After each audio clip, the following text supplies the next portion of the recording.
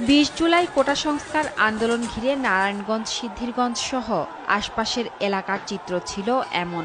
হাজী Ibrahim Khalil shopping কমপ্লেক্সে পুলিশের উপস্থিতি টের পেয়ে আগুন ধরিয়ে দেয় দুষ্কৃতিকারীরা। মুহূর্তেই লেলিহান শিখা বিভিন্ন তলায় ছড়াতে শুরু করে। ভবনের 4 তলায় মা হাসপাতালে তখনও ভর্তি কয়েকজন প্রসূতি, সদ্য সন্তান জন্ম দেয়া মা আর নবজাতক।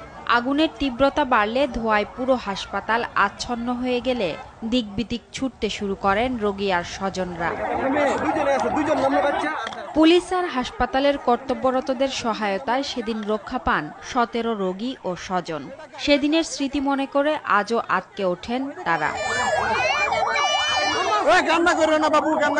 আমার বাচ্চা ওনাদের কাছে ফিক্কা মারে আমার হাজবেন্ড, এরপরে ওনারা ওইখান থেকে আমাদেরকে উদ্ধার করে নিয়ে আসে। আল্লাহ যে ওইখান থেকে ওইভাবে পুলিশদের মাধ্যমে আমাদেরকে উদ্ধার করবে এটা কখনো কল্পনা করি নাই।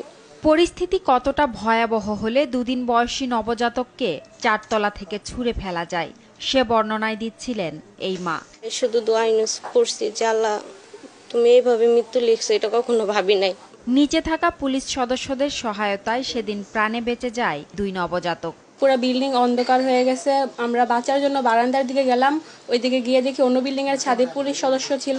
তারপরে ওনাদের কাছে আমি আমার বাচ্চাকে নিক্ষেপ করছি, ওনারা আমার বাচ্চাকে কুলে নিয়ে পরে গাড়িতে রাখছে। সিঁড়িতে তো নামার মতো পরিস্থিতি ছিল না, কোথাও কোনো দিক দিয়ে না। তো ওখানে এক ডক্টর ছিল, উনি ওই সিলিন্ডারের বোতল নিয়ে আপনার গ্রিলটারে ভাঙে দেওয়ার পরে ওরা এখান থেকে মানে সবাই সবার জীবন নিয়ে মানে বাঁচার চেষ্টা করে। বাইরে থেকে ঢিলা, এদিকে পুলিশ আছে, তখন আমরা পুলিশকে বলি যে ভাই আমাদেরকে হেল্প করে।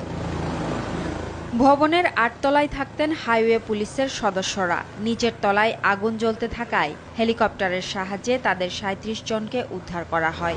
ফোর্স এবং অফিসার আমরা ওই কক্ষে আমরা থাকতে না পারে আগুনের তাপে ধোয়া আচ্ছন্ন অবস্থায়, তখন আমরা অফিসার ফোর্স এবং আমাদের অস্ত্রগুলি নিয়ে আমরা 10 তলার ছাদে উঠে চলে যাই। আমরা আর ওখানে টিকতে পারতেছি না, আমাদের মানে জীবন বিপন্ন হওয়ার পথে। তখন আমরা তাৎক্ষণিক এটা ওয়্যারলেস সেরে মোবাইলে আমাদের নারায়ণগঞ্জ এসপি স্যারকে জানাই।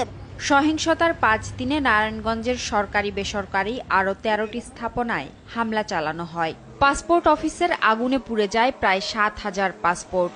ক্ষয়ক্ষতির মোট পরিমাণ 250 কোটি টাকারও বেশি।